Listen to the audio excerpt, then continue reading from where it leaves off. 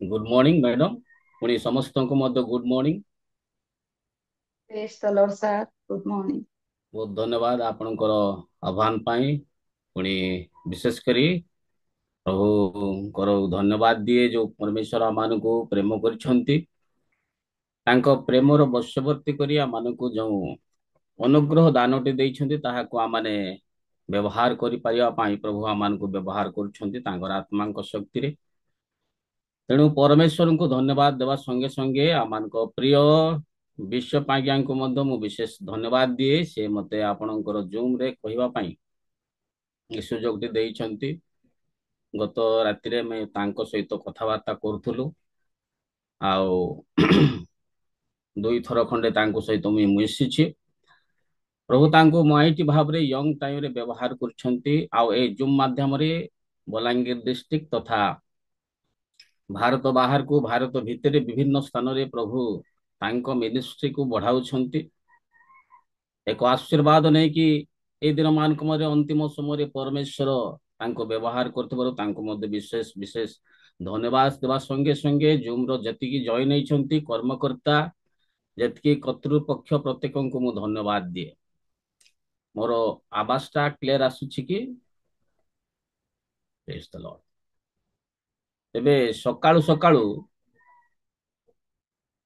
ଆମମାନଙ୍କୁ କଣ ଭଲ ଲାଗେ? ସକାଳୁ କାହାକୁ କଣ ଭଲ ଲାଗେ କିନ୍ତୁ ମତେ ଟିକେ ଭଲ ଲାଗେ ଚାହା ଟିକେ ଯୋଉଠି ଅଦା ପଡିଥିବ ଟିକେ ବା ଗୋଲମରିଚ ପଡିଥିବ ଆଉ ଅନ୍ୟ ଅନ୍ୟ ଜିନିଷ ପଡିଥିବ ଯାହାକି ଗୋଟେ ଫ୍ରେଶନେସ୍ ଆସିବ କିଏ ଦିଅନ୍ତା କି ସେଭଳିଆ ଲାଗେ। ତେବେ ଆଜି ଆସୁ ଚା ଖଟିରେ ବସିଲା ଭଳିଆ ଅଳ୍ପ ସମୟ କିଛି ବିଷୟ ଆମେ ଚିନ୍ତା କରିବା। ପ୍ରଭୁ ଆମମାନଙ୍କୁ ଅନୁଗ୍ରହ କରନ୍ତୁ। ଆଉ ମୋର ପରିଚୟ ମୁଁ ରାୟଗଡାରେ ରହେ ରେଭରେଣ୍ଡ ବିଭୁ ପ୍ରଧାନ ସେବା କାର୍ଯ୍ୟରେ ବିଭିନ୍ନ ଅଞ୍ଚଳରେ କରୁ କରୁ ରାୟଗଡାର ବିଭିନ୍ନ ଏଣ୍ଟର ଏରିଆରେ ମୁଁ କାମ କରୁଛି। ପ୍ରଭୁଙ୍କର ଅନୁଗ୍ରହ ଦେଇକରି ଘାତ ପ୍ରତିଘାତ ଦେଇ ପ୍ରଭୁ ମୋତେ ବ୍ୟବହାର କରିଛନ୍ତି। ତେବେ ମୁଁ ମୋ ପ୍ରାୟ ଆପଣ ମାନେ ଜାଣି ନଥିବେ ପରା ଏଇଟା ମୋର ଫାଷ୍ଟ ଟାଇମ ଏଇ ଜୁମରେ ଗୋଟେ ଦୁଇଥର ମୁଁ ଜଏନ ହେଇଛି କିନ୍ତୁ ଆଉ ବାକ୍ୟ କହିବାର ସୁଯୋଗ ଟା ମୋର ଫାଷ୍ଟ ଟାଇମ ଏଇଟା। ତେବେ ମୁଁ କିଛି ସାକ୍ଷ୍ୟ ଦେବା ପାଇଁ ଚାହେଁ। ଘର ମୋର ଗଜପତି ଡିଷ୍ଟ୍ରିକ୍ଟ ଗୋଟେ ଛୋଟ ଗାଁଟେ କେହି ଜାଣନ୍ତି ନାହିଁ ବହୁତ କମ ପରିବାର ଥାଆନ୍ତି ସେଇଠି। ଆଉ ସେଇ ଜାଗାରେ ମୁଁ ରହିଲା ପରେ ଆମ ପରିବାର ଅତି ଗରିବ ଶ୍ରେଣୀର ପରିବାର ଯାହାକି ଗ୍ରାମର ପ୍ରାୟ ସବୁ ପରିବାର ଠାରୁ ବହୁତ ଗରିବ ଥିଲେ। ବାପା ବହୁତ ମଦ୍ୟପାନ କରୁଥିଲେ। ଘରେ ବିଭିନ୍ନ ପ୍ରକାର ସମସ୍ୟା ରହୁଥିଲା ଖାଦ୍ୟର ବିଶେଷ ଘୋର ଅଭାବ ଆମ ପାଖରେ ଥିଲା। ଏଇ ଖାଦ୍ୟ ମିଳିବା ପାଇଁ ବହୁତ କଷ୍ଟ ଥିଲା ଆମ ପାଖରେ। ସେଥିପାଇଁ ମୋର ପଢା ଜୀବନରୁ ମୁଁ ଆଉ ଘରର ବାର୍ଡେନକୁ ମୁଣ୍ଡ ଉପରେ ନେଉଥିଲି। ନଉ ନଉ ବିଭିନ୍ନ ପ୍ରକାର ଗଲତ କାମ ସବୁ କରିବା ପାଇଁ ଆଉ ମୁଁ ୟଙ୍ଗ ଟାଇମରେ ବିଭିନ୍ନ ପ୍ରକାର ଭୁଲ କାର୍ଯ୍ୟ କରିକି ଘରକୁ କିଛି ଖାଦ୍ୟ ଆଣିବାର ବ୍ୟବସ୍ଥା କରୁଥିଲି। ତ ଏପରିକି ଆଦିବାସୀ ଲୋକମାନଙ୍କର ମଧ୍ୟ ବିଭିନ୍ନ ସମୟରେ ବିଭିନ୍ନ ଯାହା ଲଗେଇଥିବେ ବାଡରେ ତାଙ୍କର ବିଲରେ ବିଭିନ୍ନ ବିଷୟରେ ସେଇ ସବୁ ରାତାରାତିରେ ଯାଇକି ଆଣିବାର ପୁଣି ସେମାନଙ୍କ ଗଛରେ ଫଳ ପରିବା ଯାହା କିଛି ଥିବ ବିଭିନ୍ନ ବିଷୟ ସବୁ ହଉ ହଉ ଧୀରେ ଧୀରେ ସେଇଟା ବଢିଲା। ଆଉ ମୁଁ ପ୍ରାକ୍ଟିସ କରୁଥିଲି ଲୋକକୁ କେମିତି ମାରିବାର ଅଛି ପଇସା ଲୁଟିବାର ଅଛି। ସେଇଭଳି ବିଭିନ୍ନ କରୁ କରୁ କେତେଟା ଛେଳି ଗାଈ ଗୋରୁକୁ ଅଭ୍ୟାସ କଲିକି କେମିତି ମରାଯାଏ ବେକ କଟାଯାଏ। ବେକ କାଟିବାର ଅଭ୍ୟାସ ଡେରିଂ ଟା କେମିତି ଆସିବ ଏଭଳି ହଉ ହଉ ବହୁତ ଲୋକ ମୋର ଏଗନିଷ୍ଟ ହେଲେ ବହୁତ କିଛି ଘଟଣା ଘଟିଲା। ତେବେ ମୁଁ ବାହାରକୁ ପଳେଇଲି ଆଉଟ ଅଫ ओडिशा स्टेट बाहर को गली का से काम करिया पाए। तो आसाम, अरुणाचल प्रदेश सेपट गली, पुणी तापरे घर को फेरिली। फेरिला परे ए प्रकार गलत कार्य रे रहु रहु परिवार रो भयंकर परिस्थिति भितरे ମୁଁ ଡିସାଇଡ କରୁଥିଲି କଣ କରିବାକୁ ପଡିବ। ଏପରି ବିତି ଯାଉ ଯାଉ ୟଙ୍ଗ ପିଲାମାନଙ୍କ ସହିତ ଯୋଉମାନେ କି ଗଲତ କାର୍ଯ୍ୟରେ ଲିପ୍ତ ହୁଅନ୍ତି, ସେଭଳିଆ ପିଲାମାନଙ୍କ ସହିତ ସେ ଲୋକମାନଙ୍କ ସହିତ ବିଭିନ୍ନ ଗାଁର ଲୋକମାନଙ୍କ ସହିତ ମିଶିଲି। ପୁଣି ସେଇଠି କରୁ କରୁ ମୋ ଜୀବନରେ ଅନେକ ଭୁଲ କାର୍ଯ୍ୟ ସବୁ କରିବା ପାଇଁ ବାଧ୍ୟ ହଉଥିଲି। ଅଭାବ, ଭୟଙ୍କର ପରିସ୍ଥିତି, ଖାଦ୍ୟର ଘୋର ଅଭାବ, କାରଣ ବାପା ମଦ୍ୟପାନ କରୁଥିଲେ, ଘରେ ସବୁବେଳେ ଅଶାନ୍ତି ରହୁଥିଲା।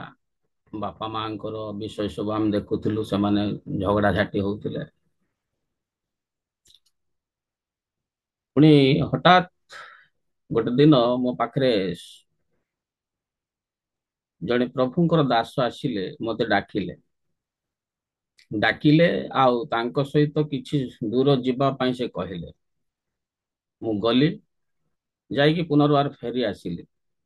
ରାତିରେ ଶୋଇଛି, ଗୋଟେ ବିରାଟ ସ୍ୱପ୍ନଟେ ମୁଁ ଦେଖିଲି। ସ୍ୱପ୍ନ ବିଷୟ ମୁଁ ଜାଣିନଥିଲି କଣ ଏଇଟା ସବୁ। ବାରମ୍ବାର 4 ଦିନ 5 ଦିନ ସେଇ ଗୋଟିଏ ସ୍ୱପ୍ନ ହେଲା। ବଡ ଭୟଙ୍କର ସ୍ୱପ୍ନଟେ। ଆଉ ପ୍ରଭୁ ମତେ ସେଇଠି ଆହ୍ୱାନ କଲେ।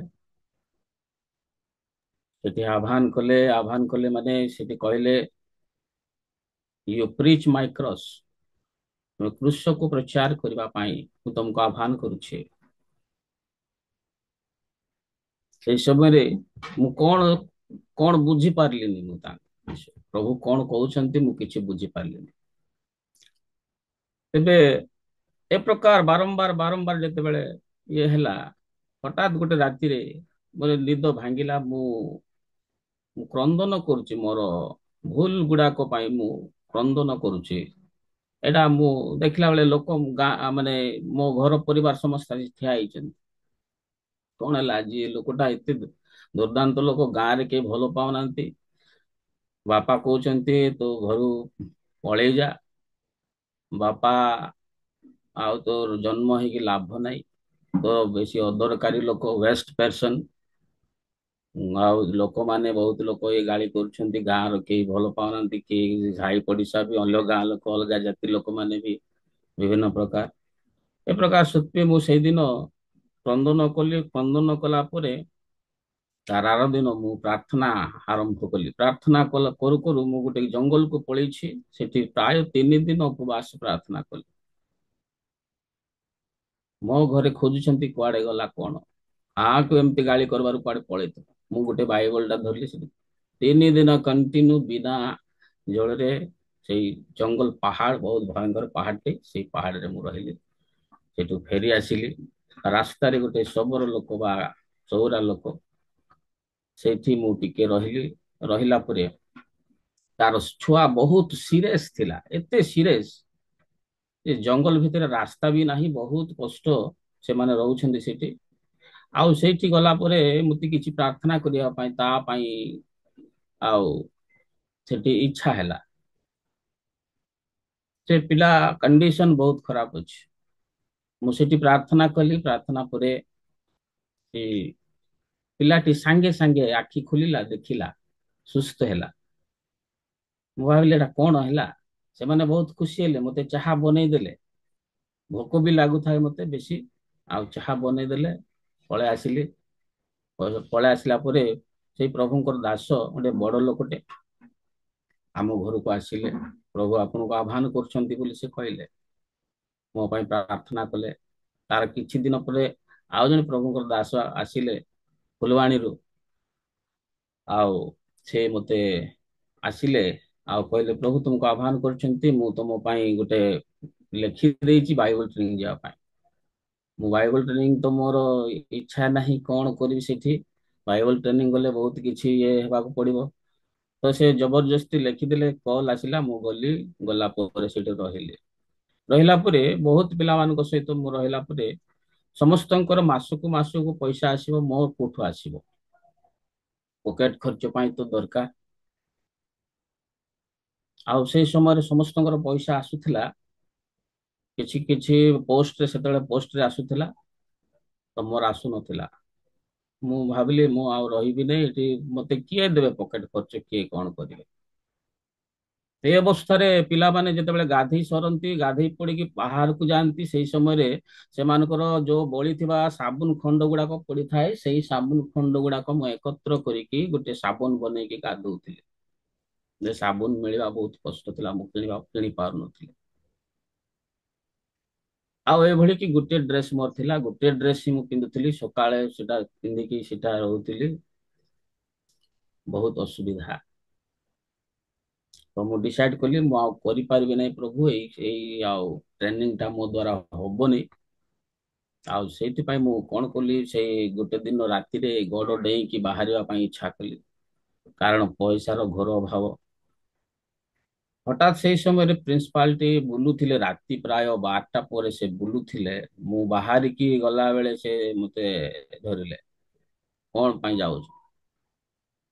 ତାପରେ ମୁଁ ତାଙ୍କୁ କହିଲି, କହିଲା ପରେ ସେ କହିଲେ ଠିକ ଅଛି, ମୁଁ ତତେ ଗୋଟେ କାମ ଦେବି, ଆଉ କରିବ। କଣ କାମ କରିବ? ପ୍ରତିଟି 10ଟା ଲେଟ୍ରିନ୍ ଅଛି, ଲେଟ୍ରିନ ରେ ଦି ଦି ବାଲ୍ଟି ପାଣି ତମେ ଢାଳିବ। ମୁଁ 100 रुपीज ତମର ପକେଟ ଖର୍ଚ୍ଚ, ତମର ତେଲ ସାବୁନ ଖର୍ଚ୍ଚ ମୁଁ ଦେବି। ତ ସେତେବେଳେ ବାଲ୍ଟି ଥାଏ, ବାଲ୍ଟି ଯୋଉ ପାଣି ଟାଣିବା ପାଇଁ କୂଅରୁ ଟାଣିବାର ପଡେ। ତ 10ଟି ଲେଟ୍ରିନ ରୁ ଦୁଇ ଦୁଇ ବାଲ୍ଟି ହେଲେ 20 ବାଲ୍ଟି ପାଣି ପ୍ରତିଦିନ ଟାଣିବାର ଅଛି। ଏ ପ୍ରକାର ବିଭିନ୍ନ ପରିଶ୍ରମ କଷ୍ଟ ସହିତ ଆଉ ସେବା କାର୍ଯ୍ୟ କରୁ କରୁ ପ୍ରଭୁ ଅନୁଗ୍ରହ କଲେ, ବା ସେଠି ଟ୍ରେନିଂ କିଛି କରିବା ପାଇଁ ସାହାଯ୍ୟ କଲେ। ପୁଣି ବାହାରକୁ ପ୍ରଚାର କରିବା ସମୟରେ ହଠାତ୍ ଗୋଟେ ଜାଗାରେ ଆମକୁ ଆଟାକ୍ ହେଲା, ରାଉରକେଲାର କିଛି ଅଞ୍ଚଳରେ ଆମେ ଗଲୁ। ସେଇଠି ଯେତେବେଳେ ଆମକୁ ସେମାନେ ଆଟାକ୍ କଲେ, ବହୁତ ବହୁତ ବହୁତ ଆଟାକ୍ କଲେ। ସେଇ ସମୟରେ ହସ୍ପିଟାଲରେ ମୁଁ ପଡିଲି, ପ୍ରାୟ 16 ଦିନ ପଡିଲି। ସମସ୍ତଙ୍କର, ପ୍ରାୟ 10ଟି ପିଲାମାନେ ଆମେ ଥିଲୁ, 8 ଜଣଙ୍କୁ ପୁରା ମାଡ଼ ହେଇଥିଲା। ସମସ୍ତଙ୍କର ବାପା ମା ସମସ୍ତେ ଆସୁଥିଲେ ସେମାନଙ୍କୁ ଦେଖିବା ପାଇଁ। କିଏ ଫଳ ନେଇକି, କିଏ ଅଙ୍ଗୁର ନେଇକି, କିଏ ସେଉ ନେଇକି ଆସୁଥିଲେ। ମୋର ତ କେହି ଆସୁନଥିଲେ। ଆଉ ସେମାନେ ଯେତେବେଳେ ବାପା ମା ଆସୁଥିଲେ, ସେମାନେ ମତେ ଦେଖୁଥିଲେ। ଆଉ ସେଇ ପିଲା ତାଙ୍କ ପିଲାମାନଙ୍କୁ ଯୋଉ ଫଳ ଆଣୁଥିଲେ, ସେଇଠୁ ଗୋଟେ ଗୋଟେ ଫଳ ସେମାନେ ମତେ ଦଉଥିଲେ। ଆମ ପ୍ରଭୁଙ୍କୁ ଧନ୍ୟବାଦ ଦେଲି, ପ୍ରଭୁ ଯାହା ବି ହଉ, ଆଉ ଏମାନଙ୍କ ଦ୍ଵାରା ମୁଁ ଏଇଟା ପାଉଛି। 16 ଦିନ ମେଡିକାଲରେ ପଡିଲା ପରେ ପୁନର୍ବାର ପ୍ରଭୁଙ୍କର ସେବାରେ ବାହାରିଲି। ପୁଣି ବିଭିନ୍ନ ପ୍ରକାର ଘାତ ପ୍ରତିଘାତ ଦେଇକି ଆଜିକୁ ପ୍ରାୟ 28 years ହେବ, ବା 29 ପାଖାପାଖି ହବ, ସେବା କାର୍ଯ୍ୟରେ ପ୍ରଭୁ ବ୍ୟବହାର କରିଛନ୍ତି। ରାୟଗଡାରେ ମୋର 6ଟି ମଣ୍ଡଳୀ ମୁଁ ପ୍ରଭୁ ମତେ ଦେଇଥିଲେ। ଆଉ 2019ରେ ବଡ ଭୟଙ୍କର, ମାନେ RSS ଲୋକମାନେ ମୋ ମଣ୍ଡଳୀକୁ ଗୋଟେ ଆଟାକ୍ କଲେ। ମୋ ସ୍ତ୍ରୀକୁ ମତେ କାଠ ରଖିଦେଲେ ସେମାନେ ରାସ୍ତା ଉପରେ। ଆଉ ଗାଁର 95 ଲୋକ, ଆଦିବାସୀ ଗାଁ ଟା, ଆଉ ସେଇଠି ସେମାନେ ଆଟାକ୍ କଲେ, ମୋ ଗାଡିର ଚାବି ନେଲେ, ବିଭିନ୍ନ ପ୍ରକାର ଅସୁବିଧା କଲେ। ଆଉ ହଣ୍ଡା କାତି ସବୁ ପ୍ରକାର ଧରିକି ସେମାନେ ଆସିକି ମତେ ବହୁତ ହଇରାଣ କଲେ। ମୋର ସାର୍ଟ ପ୍ୟାଣ୍ଟ ସବୁ ଇଏ କଲେ। ଟିଭିରେ ନ୍ୟୁଜ ସବୁ ବାହାରିଲା, ପୁଣି ବାଇବଲ ସବୁ ପୋଡିଦେଲେ। ଏ ପ୍ରକାର ଭାବରେ ସେମାନେ ବହୁତ କିଛି କଲା ପରେ ଆମକୁ ପୁଲିସ ଆସିକି, ମାନେ ସେଇ ଜାଗାରୁ ଆମେ ରକ୍ଷା ପାଇଲୁ। ଗାଁରେ କେସ୍ ବେସ୍ ହେଲା, ଆମେ ଗୋଟେ ଦିନ ଆଉ ଥାନାରେ ରହିଲୁ। ରହିଲା ପରେ ଥାନା ବାଲା କହିଲେ ତମେ ଆଉ ସେ ଗାଁରେ ଯାଉନି, ସେ ଗାଁ ଗଲେ ଆମକୁ ଆଉ ରିକ୍ସ ହବନି। ତ 10ଟି ପରିବାର, 97ଟି ପରିବାର ଭିତରୁ 10ଟି ପରିବାର, 8ଟି ପରିବାର ଆସିଥିଲେ, ଆଉ 2ଟା ପରିବାର ନୂଆ ନୂଆ ଆସୁଥିଲେ। ସବୁ ଆଦିବାସୀ ବ୍ରାଣ୍ଡ ନ୍ୟୁ ଲୋକମାନେ। ଏ ପ୍ରକାର 6ଟି ଜାଗାରେ, ଯୋଉ ଜାଗାରେ ମଣ୍ଡଳୀ କେବେ କରାଯାଇନି, କେହି କେବେ ଶୁଣିନାହାନ୍ତି, ସେଇ ସ୍ଥାନ ମାନଙ୍କରେ ପ୍ରଭୁ ଆମକୁ ବ୍ୟବହାର କଲେ। ଆଉ ସେହି ଲୋକମାନଙ୍କୁ ବର୍ତ୍ତମାନ ପ୍ରଭୁଙ୍କୁ ଛାଡି ନାହାନ୍ତି, କିନ୍ତୁ ସେମାନେ ଟାଉନକୁ ଆସି ପାରୁନାହାନ୍ତି। ସେ ପାଖରେ ଗୋଟେ ଚର୍ଚ୍ଚ ଅଛି, ସେ ପାଖରୁ ପ୍ରାୟ 5-7 କିଲୋମିଟର, ସେଇଠିକୁ ସେମାନେ ଯାଉଛନ୍ତି। ଏ ପ୍ରକାର ଭାବରେ ସେବା କାର୍ଯ୍ୟ ବିଭିନ୍ନ ବିଷୟରେ ହେଇକରି ମୁଁ, ପ୍ରଭୁ ମତେ ଆଉ ବ୍ୟବହାର କରୁଛନ୍ତି। ଆଜି ଆପଣ ମାନଙ୍କ ସହିତ ଏ ସମୟରେ ପ୍ରଭୁ ବ୍ୟବହାର କରିବା ପାଇଁ କିଛି ଅନୁଗ୍ରହ କଲେ, ସେଥିପାଇଁ ପ୍ରଭୁଙ୍କୁ ଧନ୍ୟବାଦ ଦିଏ। ଆସୁ ଆମମାନେ ପଦେ ପ୍ରାର୍ଥନା କରିବା, ତାପରେ ପ୍ରଭୁଙ୍କର ବାକ୍ୟରୁ କିଛି ବିଷୟ ଚିନ୍ତା କରିବା। ଗୋଟେ ପଦ ଆମେ ପଢିବା, ବାକ୍ୟରୁ ଗୋଟେ ଅଂଶଟି ପଢିବା। କେହି ଜଣେ ପଢିଦେବେ ଆଦି ପୁସ୍ତକ ତାର 1 ଅଧ୍ୟାୟ 3 ପର୍ଯ୍ୟନ୍ତ କେହି ଜଣେ ପଢନ୍ତୁ।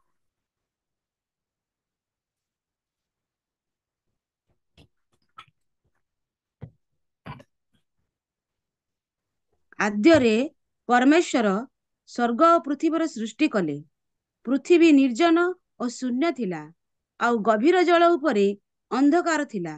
ପୁଣି ପରମେଶ୍ୱରଙ୍କର ଆତ୍ମା ଜଳ ଉପରେ ବ୍ୟାପ୍ତ ଥିଲେ। ଅନନ୍ତର ପରମେଶ୍ୱର କହିଲେ, ଦୀପ୍ତି ହେଉ। ତହିଁରେ ଦୀପ୍ତି ହେଲା। ଧନ୍ୟବାଦ ଭଉଣୀ। ଏବେ ଆସନ୍ତୁ ପଦେ ପ୍ରାର୍ଥନା କରିବା। ପ୍ରଭୁ ଆମମାନଙ୍କୁ ଅନୁଗ୍ରହ କରନ୍ତୁ। ମଙ୍ଗଳକାରୀ ପ୍ରଭୁ, ଧନ୍ୟବାଦ କରୁଛୁ, ଏ ସମୟ ତୁମ ହସ୍ତରେ ସମର୍ପଣ କରୁଛୁ ପିତା। ତୁମ୍ଭେ ଏକମାତ୍ର ପରମେଶ୍ୱର, ଯିଏକି ମନୁଷ୍ୟ ମଧ୍ୟରେ ବାସ କରିବା ପାଇଁ ଇଚ୍ଛା କରିଥାଅ ପ୍ରଭୁ। ତମରି ଅନୁଗ୍ରହ ଉପରେ ଅନୁଗ୍ରହ ଆମମାନଙ୍କୁ ପ୍ରଦାନ କର ଏହି ସମୟରେ ପ୍ରଭୁ। ଏ ଅନ୍ତିମ କାଳରେ, ଶେଷ ସମୟରେ ଯେଉଁ ସେବା ଦେଇଛ ତାହାକୁ ବଜାୟ ରଖିବା ପାଇଁ ତୁମରି ଆତ୍ମାଙ୍କ ଶକ୍ତି ଓ ସାମର୍ଥ୍ୟରେ ଆମକୁ ଠିଆ ପାଇଁ ସାହାଯ୍ୟ କର ବୋଲି ପ୍ରାର୍ଥନା କରୁଛୁ। ପ୍ରିୟ ପ୍ରଭୁ, ତୁମ ଲୋକମାନେ ଯୋଉ ଆକାଂକ୍ଷା ନେଇ ବସିଛନ୍ତି, ପ୍ରତ୍ୟେକଙ୍କୁ ତୁମରି ପବିତ୍ର ଆତ୍ମାଙ୍କର କଣ୍ଟ୍ରୋଲ ଭିତରେ ରଖ ପିତା। ତେବେ ଆମମାନଙ୍କୁ କଥା କୁହ, କେବଳ ତୁମ ଠାରୁ ନିର୍ଗତ ହଉ, କୌଣସି ମନୁଷ୍ୟ ଗୌରବ ନ ପାଉ। ତୁମେ ମହିମାନ୍ବିତ ହୁଅ, ଗୌରବାନ୍ବିତ ହୁଅ ପିତା। ସମସ୍ତ ପ୍ରାର୍ଥନା ପ୍ରଭୁ ଯୀଶୁଙ୍କ ନାମରେ ପ୍ରାର୍ଥନା କରୁଛି ପିତା, ଆମେନ୍। ପ୍ରେଜ୍ ଦ ଲର୍ଡ। ବର୍ତ୍ତମାନ ସମୟ ଯଦି ଆମେ ଦେଖୁ, ଏହା ଏକ ଧର୍ମଚ୍ୟୁତିର ସମୟ। ପ୍ରିୟମାନେ, ଧର୍ମଚ୍ୟୁତି କହିଲେ ଯୋଉ ଷ୍ଟାଣ୍ଡାର୍ଡ ଥିଲା ମଣ୍ଡଳୀ, ଆଉ ସେଇ ମଣ୍ଡଳୀ ସେ ଷ୍ଟାଣ୍ଡାର୍ଡରେ ନାହିଁ। ଆବାସଟା କ୍ଲିୟର ଆସୁଛି ମୋର? ଆଜ୍ଞା। ଭେରି ଗୁଡ୍, ଧନ୍ୟବାଦ। ଯଦି ବୁଝିପାରୁଛନ୍ତି ମୋ କଥା, ତେବେ ଆପଣ ଏଭଳି କରନ୍ତୁ।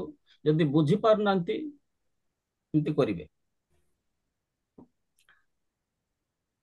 ତ ଧର୍ମଚ୍ୟୁତି କହିଲେ ଏହାକୁ ଫଲ୍ ଆୱେ ଆପୋଷ୍ଟାସି, ଯାହାକି ବର୍ତ୍ତମାନ ମଣ୍ଡଳୀକୁ, ପରିବାର ଲୋକମାନଙ୍କୁ ଯୋଉ ପ୍ରକାର ଭାବରେ ପ୍ରଭୁ ଷ୍ଟାଣ୍ଡାର୍ଡରେ ରଖିଥିଲେ, ସେ ଷ୍ଟାଣ୍ଡାର୍ଡରେ ଆଉ ନାହିଁ। ଏହା ପରେ ଆସିବ ଏକ ରାପଚର ଆସିବ। ରାପଚର ପରେ କଣ ଆସିବ? ମହାକ୍ଲେଶ ଆସିବ। ମହାକ୍ଲେଶ ଭିତରେ ଏଣ୍ଟିକ୍ରାଇଷ୍ଟର ରାଜତ୍ୱ ରହିବ। ଏଣ୍ଟିକ୍ରାଇଷ୍ଟ ପରେ ଆର୍ମାଗିଦନ ଯୁଦ୍ଧ ହବ। ଆର୍ମାଗିଦନ ପରେ ମିଲେନିୟମ କିଙ୍ଗଡମ ବା ସହସ୍ର ବର୍ଷର ରାଜତ୍ୱ ହବ। ପୁଣି ସହସ୍ର ବର୍ଷ ପରେ ଶ୍ବେତ ସିଂହାସନ ବିଚାର ହବ।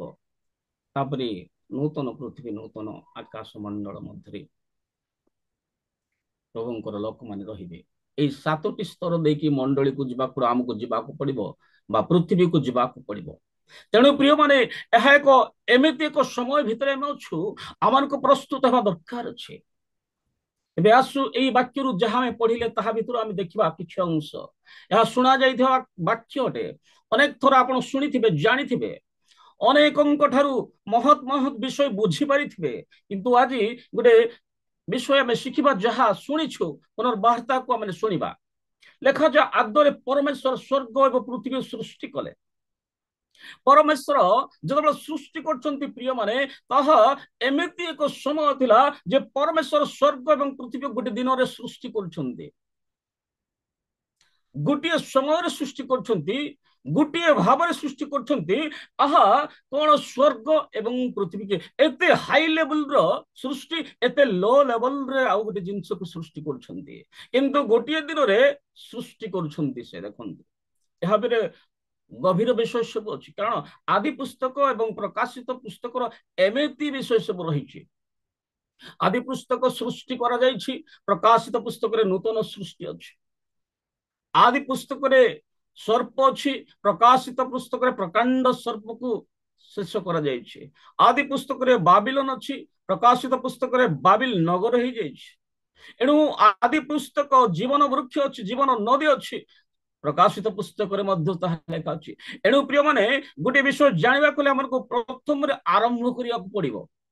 ତେଣୁ ଏଇ ଜାଗାରେ ଲେଖା ଅଛି ପରମେଶ୍ୱର ସ୍ୱର୍ଗ ଏବଂ ପୃଥିବୀକୁ ଗୋଟିଏ ଦିନରେ ସୃଷ୍ଟି କଲେ, ସମାନ ଭାବରେ ସୃଷ୍ଟି କଲେ, ସମାନ ଭାବରେ ତିଆରି କରିଛନ୍ତି। ପ୍ରିୟ ମାନେ ଏକ ସାମଞ୍ଜସ୍ୟ ଆମେ ଦେଖୁଛୁ, ଯାହାକି ହାଇ ଲେଭେଲ ଏବଂ ଲୋ ଲେଭେଲର ସୃଷ୍ଟି, କିନ୍ତୁ କୌଣସି କୌଣସି ଫରକ ନାହିଁ, ଅତି ସୁନ୍ଦର ସୃଷ୍ଟି। କିନ୍ତୁ ଦୁଇ ପଦରୁ ଆମେ ଦେଖୁଛୁ ତଳକୁ ଦୁଇ ଜଣକୁ ସମାନ ଭାବରେ ଆହ୍ୱାନ କଲେ, ଦୁଇଟି ବ୍ୟକ୍ତିକୁ ସମାନ ଭାବରେ ସେବା ପାଇଁ ପ୍ରଭୁ ଆହ୍ୱାନ କଲେ। ଦୁଇ ଜଣ ମା ସମାନ ଭାବରେ ଚର୍ଚ୍ଚକୁ ଯାଆନ୍ତି, ଦୁଇ ଜଣ ପାଳକ ସମାନ ଭାବରେ ଗୋଟିଏ ସଂସ୍ଥାରେ, ଗୋଟିଏ ଜାଗାରେ, ଗୋଟିଏ ଚର୍ଚ୍ଚରେ ସେବା କାର୍ଯ୍ୟ କରନ୍ତି। ପରମେଶ୍ୱରଙ୍କ ଆହ୍ୱାନ, ସେମାନଙ୍କ ଷ୍ଟାଣ୍ଡାର୍ଡ, ସେଇ ଷ୍ଟାଣ୍ଡାର୍ଡରେ ସେମାନଙ୍କୁ ଆହ୍ୱାନ କଲେ। ପରମେଶ୍ୱର ସେମାନଙ୍କୁ ଏମିତି ପ୍ରେମ କଲେ, ଏକ ଷ୍ଟାଣ୍ଡାର୍ଡରେ ସେମାନଙ୍କୁ ଦେଖିଲେ। ସ୍ୱର୍ଗରେ ପରମେଶ୍ୱର ରହିଲେ ମଧ୍ୟ ପୃଥିବୀକୁ ମଧ୍ୟ ସେ ପ୍ରକାର ଷ୍ଟାଣ୍ଡାର୍ଡ ସେ ବନେଇବା ପାଇଁ ଚାହିଁଲେ। ମୋ କଥା ବୁଝିପାରୁଛନ୍ତି? ସେଇ ଷ୍ଟାଣ୍ଡାର୍ଡ ସେ ଦେଖିବା ପାଇଁ ଚାହିଁଲେ। ସ୍ୱର୍ଗ ଯୋଉ ଷ୍ଟାଣ୍ଡାର୍ଡରେ ଅଛି, ସ୍ୱର୍ଗରେ ଯେ ପ୍ରକାର ଅଛି, ପୃଥିବୀରେ ମଧ୍ୟ ସେଇ ପ୍ରକାର ହେବା ପାଇଁ ଚାହିଁଲେ, ଆଉ ସେମିତି ତାଙ୍କୁ ବନେଇଲେ।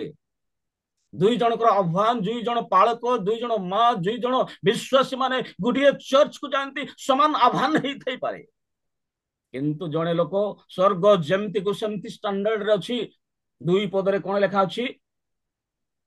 ପୃଥିବୀ ନିର୍ଜନ, ପୃଥିବୀର ଷ୍ଟାଣ୍ଡାର୍ଡ ତଳକୁ ଖସି ଯାଇଛି। ପ୍ରିୟ ମାନେ ଦେଖନ୍ତୁ, ଦୁଇ ପଦ ଟିକେ ପଢନ୍ତୁ, ଆଉ କେହି ଜଣେ ଟିକେ ଜଲ୍ଦି ପଢିଲେ। ପୃଥିବୀ ନିର୍ଜନ ଆଉ ଶୂନ୍ୟ ଥିଲା, ଆଉ ଗଭୀର ଜଳ ଉପରେ ଅନ୍ଧକାର ଥିଲା। ପୁଣି ପୃଥିବୀ ନିର୍ଜନ ଏବଂ ଶୂନ୍ୟ ଥିଲା, ଏବଂ ଗଭୀର ଜଳ ଉପରେ ଅନ୍ଧକାର ଥିଲା। ମାନେ ଦେଖନ୍ତୁ, ପ୍ରଥମ ଷ୍ଟାଞ୍ଜାରେ, ପ୍ରଥମ ଉପର ଲେଭେଲରେ ପୃଥିବୀର ଅବସ୍ଥା ବର୍ତ୍ତମାନ ଆଉ ସେ ଷ୍ଟାଣ୍ଡାର୍ଡରେ ନାହିଁ। ଯୋଉ ଷ୍ଟାଣ୍ଡାର୍ଡରେ ପରମେଶ୍ୱର ତାଙ୍କୁ ବନେଇଥିଲେ, ଯୋଉ ଷ୍ଟାଣ୍ଡାର୍ଡରେ ତାହାଙ୍କୁ କରାଯାଇଥିଲା, ଯେମିତି ପାଇଁ କରାଯାଇଥିଲା, ଯୋଉ ଆହ୍ୱାନରେ ତାକୁ ଆହ୍ୱାନ କରାଯାଇଥିଲା, ଯୋଉ ଭାବରେ ତାକୁ ତିଆରି କରାଯାଇଥିଲା, ଆଉ ସେ ଷ୍ଟାଣ୍ଡାର୍ଡରେ ନାହିଁ। ସେ ତା ଲେଭେଲକୁ ସେ ଖସି ପଡିଛି, ତାର ସ୍ତରରୁ ଖସି ପଡିଛି। କିନ୍ତୁ ଆଉ ଜଣେ ଯୋଉ ଲେଭେଲରେ ସେ ଥିଲା, ସେଇ ଲେଭେଲରେ ସେ ଅଛି, ସେଇ ଷ୍ଟାଣ୍ଡାର୍ଡରେ ସେ ଅଛି, ସେଇ ସ୍ତରରେ ଅଛି, ସେହି ଆହ୍ୱାନରେ ସେ ବଜାଇ ରଖିଛି।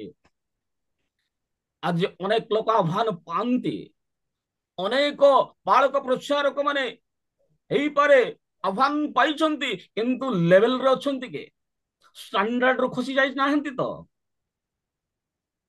ପୃଥିବୀର ଅବସ୍ଥା ଦେଖନ୍ତୁ, ପୃଥିବୀ ଏକ ଶୂନ୍ୟ ନିର୍ଜନ ହେଇଯାଇଛି, ତା ପାଖରେ ଆଶା ନାହିଁ। ସେ ଭାବୁଛି ମୋର ଆଉ କେହି ନାହାନ୍ତି, ମୁଁ ଏ ପ୍ରକାର ଷ୍ଟାଣ୍ଡାର୍ଡ ନଥିଲି, ମୁଁ ତଳକୁ ଖସି ପଡିଛି, ଏକ ନିର୍ଜନତା ଅନୁଭବ କରୁଛି, ସେ ଶୂନ୍ୟତା ଅନୁଭବ କରୁଛି। ଆତ୍ମିକ ଜୀବନରେ କମ୍ପ୍ଲିଟଲି ନଷ୍ଟ ହେଇଯାଇଛି। ଯୋଉ ପରିବାର, ଯୋଉ ପାଳକ ସେବା କାର୍ଯ୍ୟରେ ଆତୁର ଥିଲେ, ଆତ୍ମିକ ଜୀବନ ଥିଲା, ବର୍ତ୍ତମାନ ତାର ଜୀବନ ଯାତ୍ରା ସମ୍ପୂର୍ଣ୍ଣ ନଷ୍ଟ ହେଇ ପଡିଛି କି? ଆପଣଙ୍କ ପରିବାର, ଆପଣଙ୍କର ପିଲାମାନେ ପ୍ରଭୁଙ୍କ ସେବା ପାଇଁ ଆଗକୁ ଦୌଡିଥିଲେ, କିନ୍ତୁ ତା ଭାଙ୍ଗି ପଡିଛି କି? ଗୋଟିଏ ମଣ୍ଡଳୀକୁ ଯାଉଥିଲେ, କିନ୍ତୁ ଜଣଙ୍କର ସେବା କାର୍ଯ୍ୟ ଷ୍ଟାଣ୍ଡାର୍ଡରେ, ଆତ୍ମିକ ଜୀବନରେ ଠିକ ଅଛି, ଆପଣଙ୍କର ସେବା କାର୍ଯ୍ୟ, ମୋ ସେବା କାର୍ଯ୍ୟ କିଭଳି ଭାବରେ ଖସି ପଡିଛି କି? ପ୍ରିୟ ପ୍ରଭୁଙ୍କ ଲୋକମାନେ, ଏଇ ପୃଥିବୀର ଅବସ୍ଥା ଦେଖନ୍ତୁ, ଏକ ନିର୍ଜନତା, ଶୂନ୍ୟତା, ତା ପାଖରେ ଆଶା ନଥିବା ଭଳି, କୌଣସି ଭରସା ନଥିଲା ଭଳି, ନିରାଶ ଅବସ୍ଥା, ହତାଶ ଅବସ୍ଥା ହେଇଯାଇଛି। ଆଉ ସେ ଷ୍ଟାଣ୍ଡାର୍ଡରେ ଆଉ ସେ ନାହିଁ, ଆଉ ସେ ପ୍ରାର୍ଥନାର ଲେଭେଲରେ ନାହିଁ, ଆଉ ସେ ଆତ୍ମିକ ଜୀବନ ନାହିଁ, ଆଉ ସେ ପ୍ରେମର ବିଷୟ ତା ପାଖରେ ନାହିଁ, ଖସି ପଡିଛି, ପ୍ରେମହୀନତା ହେଇଯାଇଛି ତା ଜୀବନ। ଈଶ୍ୱରଙ୍କ ସେବା ପାଇଁ ବାହାରିଥିଲା, କିନ୍ତୁ ଆଉ ସେଇ ସେବାରେ ସେ ନାହିଁ। ସେ ଜଗତ ଆଡକୁ ଚାଲି ଯାଇଛି, ପାପ ଆଡକୁ ଚାଲି ଯାଇଛି, ତା ପରିବାରର ପିଲାମାନେ ମଦୁଆ ହେଇଯାଇଛନ୍ତି, ଜୌରା ହେଇଯାଇଛନ୍ତି, ବିଭିନ୍ନ ପ୍ରକାର ମନ୍ଦ କାର୍ଯ୍ୟରେ ଲିପ୍ତ ହେଇ ପଡିଛି। ସେଇ ସେବକ, ସେହି ପାଳକ, ସେହି ବ୍ୟକ୍ତି, ସେଇ ଈଶ୍ୱରଙ୍କ ଦାସ, ସେଇ ସେବକ ଆତ୍ମିକ ଜୀବନରୁ ଖସି ଟଙ୍କା ପଛରେ ବିଭିନ୍ନ ପ୍ରକାର ଜଗତର ବିଭିନ୍ନ ପ୍ରକାର ଅନ୍ଧକାରର କାର୍ଯ୍ୟ ସବୁ ରହି ତା ଜୀବନରେ ଆଉ ଆତ୍ମିକତା ନାହିଁ, ନଷ୍ଟ ହେଇଯାଇଛି। ଏ ପ୍ରକାର ହେଇଛନ୍ତି କି ଆପଣଙ୍କ ଜୀବନରେ, ଆପଣଙ୍କ ପରିବାରରେ? ଯୋଉ ଷ୍ଟାଣ୍ଡାର୍ଡରେ ପ୍ରଭୁ ଆହ୍ୱାନ କରିଥିଲେ, ଯୋଉ ଲେଭେଲରେ ପ୍ରଭୁ ଆହ୍ୱାନ କରିଥିଲେ, ଯେଉଁଥିପାଇଁ ଆହ୍ୱାନ କରିଥିଲେ, ପ୍ରିୟ ପ୍ରଭୁଙ୍କ ଲୋକମାନେ, ଏମିତି ଷ୍ଟାଣ୍ଡାର୍ଡ ଆଜି ଶୟତାନ କରିଦେଇଛି। ए प्रकार तलକୁ ଖସେଇ ଦେଇଛି। ପୃଥିବୀର ବେସାହାରା, ପୃଥିବୀ ନିର୍ଜନ ହେଇ ପଡିଛି, ଶୂନ୍ୟତାରେ ପଡିଛି। ତାର ଆଉ ଆତ୍ମିକ ଜୀବନ ଆଉ ନାହିଁ। ଯୋଉ ଗୀତ ଗାଉଥିଲା, ଯୋଉ ଆଶା କରୁଥିଲା, ଯୋଉ ସମସ୍ତ ବିଷୟରେ ଥିଲା, ଯୋଉ ହର୍ଷ ଥିଲା, ଯୋଉ ସମସ୍ତ ପ୍ରେମରେ ବନ୍ଧା ଥିଲା, ଆତ୍ମିକ ଜୀବନ ଥିଲା, ପବିତ୍ର ଆତ୍ମା କାର୍ଯ୍ୟ କରୁଥିଲେ, ସେଇ ସମସ୍ତ କାର୍ଯ୍ୟ ନାହିଁ ତା ଜୀବନରେ। ପିଲାମାନେ ଅବାଧ୍ୟ ହେଇଯାଉଛନ୍ତି, ସ୍ୱାମୀ ଅବାଧ୍ୟ ହେଇଯାଉଛି, ପ୍ରାର୍ଥନାର ଆଉ ଉଦ୍ଯୋଗ ନାହିଁ, ଉଠିବା ପାଇଁ ଆଉ ଇଚ୍ଛା ନାହିଁ, ପ୍ରଭୁଙ୍କ ସେବା ପାଇଁ ଆଉ କୌଣସି ଆଶା ନାହିଁ ତା ପାଖରେ। ଭାଙ୍ଗି ଯାଇଛି, ନିରାଶ ହେଇଯାଇଛି, ସମ୍ପୂର୍ଣ୍ଣ ରୂପେ ନଷ୍ଟ ହେଇଯାଇଛି, ଭୁଷୁଡ଼ି ଯାଇଛି ତାର ଆତ୍ମିକ ଜୀବନ। ଯିରିମିୟ ତାର 4 ଅଧ୍ୟାୟ ଗୋଟେ ପଦ ଲେଖାଯାଏ, 23 ପଦ କେହି ଜଣେ ପଢନ୍ତୁ। ଲେଖାଯାଏ, ପୃଥିବୀକୁ ଅନାଇଲି, ଆଇ ଲୁକ୍ଡ ଅପନ୍ ଦ ଅର୍ଥ। ଟିକେ ପଢନ୍ତୁ କେହି ଜଣେ, ଟିକେ ଜଲ୍ଦି ପଢିଲେ ମତେ ଭଲ ଲାଗେ।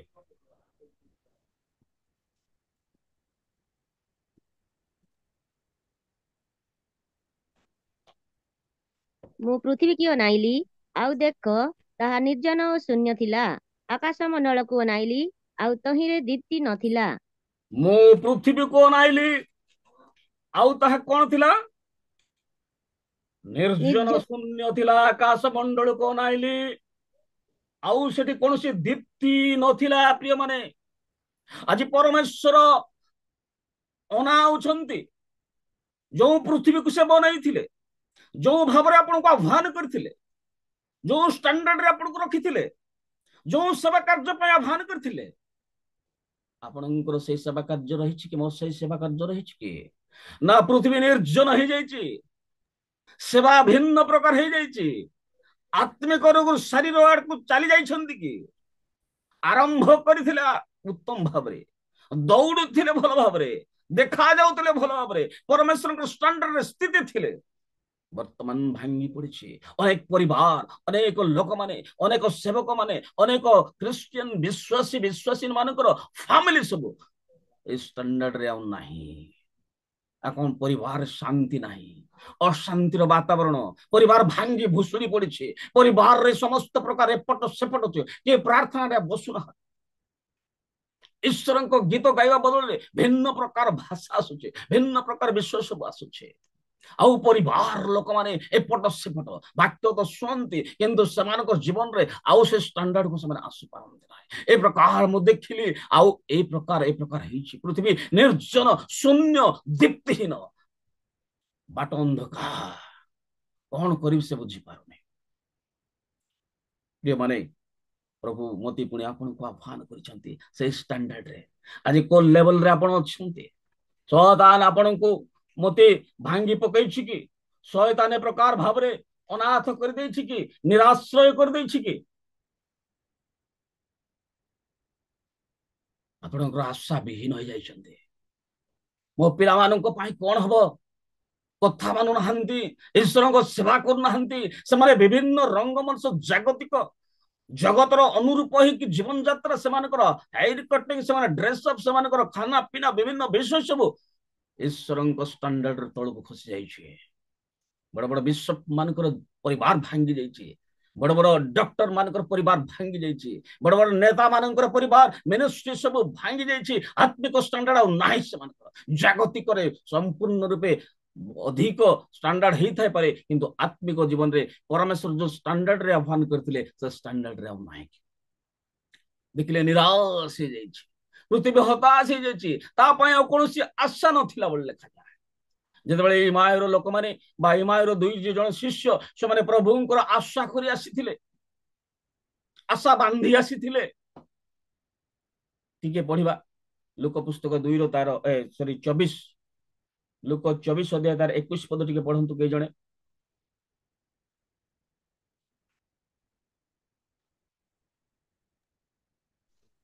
ଜଲ୍ଦି। କିନ୍ତୁ ଯେ ଇସ୍ରାଏଲକୁ ମୁକ୍ତ କରିବେ, ସେ ଯେ ଏହି ବ୍ୟକ୍ତି, ତାହା ଆମ୍ଭେମାନେ ଆଶା କରିଥିଲୁ, ମାତ୍ର ବାସ୍ ସେତିକି ଥାଉ, ସେତିକି ଥାଉ, ବାସ୍ ଆମ୍ଭେ ମାନେ ଆଶା କରିଥିଲୁ। ଆଶା ବାନ୍ଧିକି ପ୍ରଭୁଙ୍କ ପଛରେ ଆସିଥିଲୁ, ଯୀଶୁଙ୍କୁ ଶିଷ୍ୟ ବନେଇ ଆଉ ଶିଷ୍ୟ ବନିଥିଲୁ। ସେମାନେ ଏକ ରୋଡରେ, ନିରାଶର ରୋଡରେ କଥାବାର୍ତ୍ତା କରି ଯାଉଛନ୍ତି। ପ୍ରିୟମାନେ, ସେମାନେ ଆଶା ଶୂନ୍ୟ ହେଇଯାଇଛନ୍ତି। ପ୍ରଭୁ ଯୀଶୁ ଖ୍ରୀଷ୍ଟ ସେ ଆସିଲେ, ଅନେକ କାର୍ଯ୍ୟ କଲେ, मृत्यु भोग कले पुनर्बार पुनरुत्थित दिन सही दिन से पुनर्बार निज स्थान को फेरी जाउछंती से आशा मौली जाइछि निराश हो जाइछंती हताश हो जाइछंती आउ तांका पछरे आउ जाई हेबो नाही गला सरला काम सब आउ कोनोसी आशा मो पाखरे नाही मो परिवार रो आशा नाही मो पिला रो आशा नाही ए नष्ट हो गला से भ्रष्ट हो गला ए प्रकार आशा नै के आसीतिलु किंतु वर्तमान निराश अवस्था रे हताश अवस्था रे शून्य अवस्था रे आत्मिक जीवन सब नष्ट हो पड़े एमती के अछंती कि आशा हरे दैछंती आपण परिवार पिला झील पुओ मान मो झील मु एमती आशा करी मो पिला एमती आशा करी मोर लोक मान एमती आशा करी निराश वर्तमान कंप्लीटली निराश अवस्था रे मछे ए पृथ्वी अवस्था से प्रकार माने निरुपाय अवस्था उपाय नहीं कौन करा अनेक पाल को आगे मो प्रार्थना मो पुओ मो झील प्रार्थना कर ए प्रकार के कथा मानु नाही मोर स्वामी ए प्रकार आ गया दिन राति भिन्न प्रकार विषय देखुचे भिन्न विषय सब आणुचे भिन्न प्रकार जीवन काटुचे परिवार रे शांति नाही परिवार रे आत्मिक जीवन नाही प्रार्थना विहीन आगरे भलो गीत गाउतिले भलो वाक्य पढुतिले ईश्वरक सेवा पय उद्योग थिले वर्तमान भांगी भुसड़ी दैछि शैतान ए प्रकार निराश हताश विषय ये माने एमिति अवस्था रहिछि कि कहार एमती अच्छी कि प्रभु आज कथा कहवाई चाहती से आदि पुस्तक तार 2-3 पद लेखा जाए परमेश्वर रहिले रहिले से कहिले बोली लेखा अछि टिके पढंतु पुणी पुणी परमेश्वर सप्तम दिन को आशीर्वाद करी पवित्र कले भौणी मु कोन कहूची आपण कोन सुनुचंती आज्ञा आपण टिके भलरे सुनंतु तापर पढंतु सेही आदि पुस्तक एक अध्याय तार 3 पद अनंतर परमेश्वर कहिले दीप्ति हो तहिरे दीप्ति हैला प्रेज द लॉर्ड धन्यवाद बोल वाक्य को भलो भाबरे सुनिबा ध्यान देबा ए प्रकार अवस्था पृथ्वी निराश अवस्था रे परमेश्वर रहिले रहिले मो पय केही नाइ से भाबुतिला मोर सृष्टिकर्ता मते परित्याग करछंती मोर लोक माने परित्याग करछंती मोर समाज मंडली परित्याग करछंती किंतु तांकर सृष्टिकर्ता तांको परित्याग करि नहंती से रहुतिले रहिले रहिले एवं धाड़ किना कहिले लेट देयर बी लाइट ज्योति हेउ तहिरे दीप्ति हेला आपणकर सृष्टिकर्ता आपणकर डैमेज को केबे से पास नांती आपण को उठेया पई चाहंती से कहंती से परमेश्वर हम परमेश्वर कहिबा परमेश्वर ए जे मुख परमेश्वर नुहंती कोनसी कथा न कहउतबा परमेश्वर नुहंती से कहिबा परमेश्वर he is a speaking God he can change your life आपनकर निराश को आपनकर हताश को आपनकर आउ समस्त प्रकार डिस्ट्रैक्शन को आपनकर परिवार समस्त अशांति को आपनकर प्रॉब्लम को से मधुरे कहिबा परमेश्वर he can solve by a word से आपन को सॉल्व करिया पई चाहंती निराश गाढ़ा जते भी हिताओ हताश जते भी हिताओ से दिन एमायर लोक माने बा शिष्य माने से माने हताश की फेरतले सेही समय धाड़ किना प्रभु यीशु तांको सहित उपस्थित हेले प्रिय माने आज आपण हताश रे चालू थाई पारंती आपनकर रोड रे आपनकर यात्रा रे आपनकर वे ऑफ जर्नी रे आपण निराश थाई पारंती किंतु परमेश्वर धाड़ किना उपस्थित हेबे आपनकर समस्या को समाधान करिया पाई से कथा कहंती ही कैन स्पीक आ जेतबे से कहंती तांकर कहिबा शक्ति सामर्थ्य जेतबे ग्रहण कर जाय ताहा केमिति हे जाय अंधकार रो कार्य सब दूरक को पळे जाय एवं ज्योति हे जाय आपनकर परिवार रे आपनकर पिला मानक भितरे आपनकर स्वामी भितरे आपनकर मंडली भितरे एक चमत्कार परमेश्वर करिया पई चाहंते आ निराश रहिबो नाही जो लेवल को खसी जाइतिला पुनर्बार से लेवल को पुनर्बार प्रभु उठेया पई चाहंते आपन मो कथा बुझी पारचंती यदि बुझी चंती यस करंतु यदि बुझी नाहंती प्रिय माने जेते समस्या भी थाउ ना कहीं जेते गाढ़ अंधकार थाउ ना कहीं जेते विभिन्न प्रकार अभाव थाई पारे विभिन्न लोक आपन को पचारू थाई पारंते ओडिसा लोक आपन को देखि न थाई पारंते ସୌନ୍ଦର୍ଯ୍ୟ ହେଇନଥାଇ ପାରନ୍ତି, ଏଜୁକେସନ ହେଇନଥାଇ ପାରନ୍ତି, ହାଇ ଷ୍ଟାଣ୍ଡାର୍ଡ ଲେଭେଲର ଧନୀ ହେଇ ନ ପାରନ୍ତି, ଆପଣଙ୍କର ପୋଷାକ ପତ୍ର କଣ ହେଇଥାଇପାରେ, କିନ୍ତୁ ପରମେଶ୍ୱର ଆପଣଙ୍କ ପାଇଁ ଚିନ୍ତା କରନ୍ତି, ସେ ଆପଣଙ୍କୁ ଛାଡ଼ନ୍ତି ନାହିଁ। ସେଇ ଆପଣଙ୍କୁ କଥା କହିବା ପାଇଁ ଚାହାନ୍ତି, ସେଇ ଆପଣଙ୍କ ଲେଭେଲକୁ ଆଉ ଥରେ ଉଠେଇବା ପାଇଁ ଚାହାନ୍ତି। ପ୍ରିୟମାନେ, ତାଙ୍କଠାରେ ସେ ସାମର୍ଥ୍ୟ ଅଛି। ଯୋଉ ସୃଷ୍ଟିକର୍ତ୍ତା ହେଇପାରେ ଆପଣଙ୍କର ବାପା ମା ଛାଡି ଦେଇ ପାରନ୍ତି। ମୁଁ ମିନିଷ୍ଟ୍ରିକୁ ଆସିଲା ପରେ ମୋ ବାପା ମା ମାନେ ଆଉ ସେମାନେ ଘରକୁ ମୁଁ ଚଳେଇବା ପାଇଁ ଯାଉଥିଲି, ସେମାନେ ମୋ ସହିତ ସେତେ ରିଲେସନ ରଖୁନଥିଲେ। ବାପା ମା ଛାଡି ଥାଇ ପାରନ୍ତି, ନିଜ ଲୋକ ବନ୍ଧୁ ବାନ୍ଧବ ଛାଡି ଦେଇ ପାରନ୍ତି, କିନ୍ତୁ ଜଣେ ବ୍ୟକ୍ତି ଆପଣଙ୍କର ପରିସ୍ଥିତି ଭିତରେ ଯିଏକି କଥା କହିବା ପାଇଁ ଚାହାନ୍ତି, ସେଇ ପରମେଶ୍ୱର ଅଟନ୍ତି। ଲେଖାଯାଏ ରୋମିଓ ପୁସ୍ତକ 5:6-7-8 ଲେଖାଯାଏ, ସେ ନିରୁପାୟ ଥିବା ସମୟରେ, ଟିକେ ପଢନ୍ତୁ ଭଲ ଲାଗିବ ସେଇ ପଦଟା, ରୋମିଓ ତାର 5 ଅଧ୍ୟାୟ 5ର କେତେ ସାର୍? 5ର ତାର 6 ପଦଟେ ପଢନ୍ତୁ।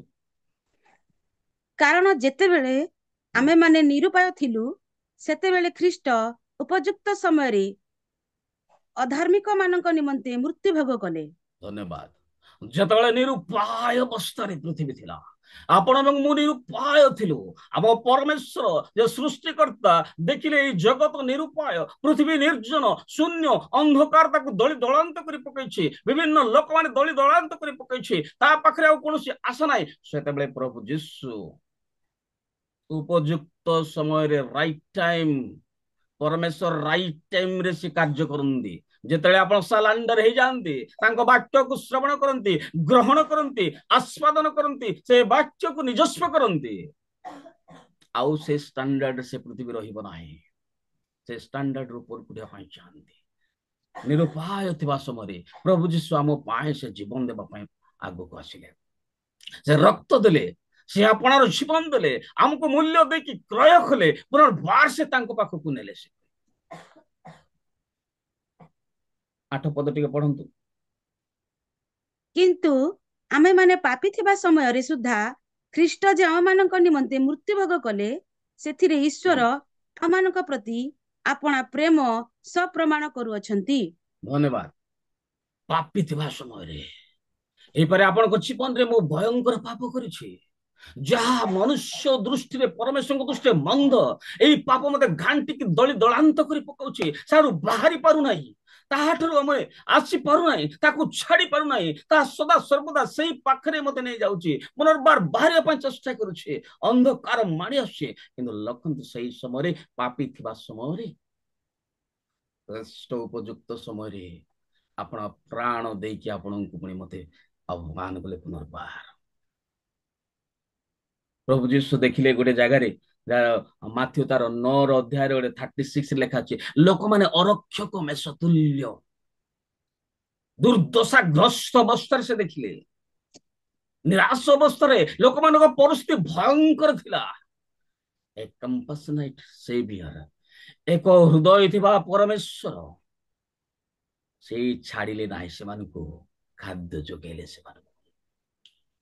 ଏଇପାରେ ଆପଣ ରାସ୍ତାରେ ଅନେକ କଡ଼ରେ ଭିକାରୀ, ଅନେକ ଗରିବ ପାଳକ ପ୍ରଚାରକ ମାନଙ୍କୁ ଦେଖୁଥିବେ, କିନ୍ତୁ ଆପଣ ମୁହଁ ବୁଲେଇକି ପଳଉଥିବେ, କିନ୍ତୁ ଆପଣଙ୍କ ପରମେଶ୍ୱର ସେଇ ଲୋକକୁ ଯେ ବନେଇଛି ସେ ଛାଡ଼ିବେ ନାହିଁ। ଅନେକ ଖ୍ରୀଷ୍ଟିଆନ ପରିବାରକୁ ମୁଁ ନୂଆ ନୂଆରେ ଭିଜିଟ କରୁଥିଲି ରାୟଗଡ଼ାରେ, କେହି ତ କବାଟ ବନ୍ଦ କରୁଥିଲେ, କେହି ତ ଆସିଲେ ବୋଲିକି ଅନ୍ୟ ହଉଥିଲେ, ସାଇକେଲ ଧରି ଗଲା ବେଳେ। ଆଜି ସେମାନେ ଡାକନ୍ତି ଆମ ପ୍ରିୟ ପ୍ରଭୁଙ୍କ ଲୋକମାନେ, ଏଇପାରେ ଆପଣଙ୍କ ପରିବାର, ଆପଣଙ୍କ ପିଲାମାନେ ଶୟତାନ କିମ୍ବା ଜଗତ କିମ୍ବା ବିଭିନ୍ନ ପ୍ରକାର ଖାଦ୍ୟ ପଦାର୍ଥ, ନିଶା ଦ୍ରବ୍ୟ, ଆଉ କୌଣସି ମନ୍ଦ ଅଭ୍ୟାସ ଗୁଡାକ, ମୋବାଇଲର ବିଭିନ୍ନ ପ୍ରକାର ନେଟ୍, ଇଣ୍ଟରନେଟ, ଏଇ ଦ୍ୱାରା ଦଳି ଦଳାନ୍ତ କରି ଅନ୍ଧକାର ଆପଣଙ୍କ ପରିବାରକୁ, ଆପଣଙ୍କ ଜୀବନକୁ, ବ୍ୟକ୍ତିଗତ ଜୀବନକୁ ନଷ୍ଟ କରି ପକାଇছে। କିନ୍ତୁ ଆଜି ପୁନର୍ବାର ପରମେଶ୍ୱର କଥା କହିବା ପାଇଁ ଚାହାନ୍ତି, ଲେଟ୍ ଦେयर ବି ସାଇନ୍ ଅଗେନ୍ ଦ ଲାଇଟ୍। ଆଉ ଥରେ ଲାଇଟ୍ ଦେବା ପାଇଁ ଚାହାନ୍ତି ସେ ଆପଣଙ୍କୁ, ଆଉ ଥରେ ଷ୍ଟାଣ୍ଡାର୍ଡ ଉଠେଇବା ପାଇଁ ଚାହାନ୍ତି ପରମେଶ୍ୱର। ସେଇ ଆପଣଙ୍କୁ ଛାଡି ନାହାନ୍ତି, ଲୋକ ଛାଡି ଦେଇ ପାରନ୍ତି, ଗାଁ ଛାଡି ଦେଇ ପାରନ୍ତି, ଆଉ ବ୍ୟକ୍ତି ମାନେ ଛାଡି ଦେଇ ପାରନ୍ତି, ସମାଜ ଛାଡି ଦେଇପାରେ, ପାଳକ ଭୁଲି ଯାଇପାରେ, କିନ୍ତୁ ଦ ଗଡ୍ ହୁ କ୍ରିଏଟେଡ୍ ୟୁ, ଯୋଉ ପରମେଶ୍ୱର ଆପଣଙ୍କୁ ତିଆରି କରିଛନ୍ତି, ମନେ ରଖନ୍ତୁ, ହି ଲଭ୍ସ ୟୁ, से ठिया जाती निराश रास्तार हताश रास्तार और कौन सी आशा शून्य रास्तार से आसती ठिया जाती आज आपण को से पुनर्बार कथा कहवाई चाहती आपण परिवार एमती घटना घटी कि प्रभु स्पेशली आपण को कथा कहते पुणी ए प्रकार मती कथा कहते प्रभु चाहती आम को लेवल को आसा प्रभु आम को पुनर्बार ठिया करेंगे निराश रही हताश रही अंधकार रही कौन सी पापर लेस रही परमेश्वर को साबुन भली संपूर्ण रूपे सुरा देकी रक्त देकी आपण को क्लेंस कर पुनर्बार ठिया करने चाहती जो लोक मैंने हसुले